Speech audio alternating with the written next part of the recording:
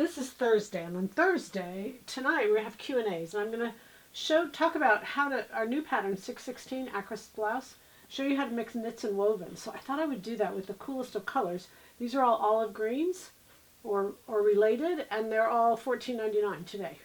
They're beautiful. There's a viscose, stretch in both directions. I mean, it's just beautiful. So what I'm thinking is the body becomes this, the knit, and the ruffle becomes a woven.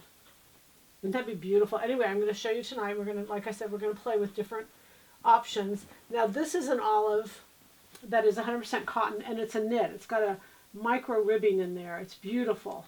It's the weight of a scuba or pontoroma, so it has nice weight to it. The whole thing could be solid, but look at these cool colors that we can blend in. This is a viscose also, 100% viscose, stretch in both directions. They're just so pretty. They're just really pretty. I'm really proud to bring them to you. Now, I said to do the ruffle out of this because both sides are usable. It's 100% cotton. You could do the whole blouse out of this. It's really beautiful. Wear it with black jeans. That would be amazing.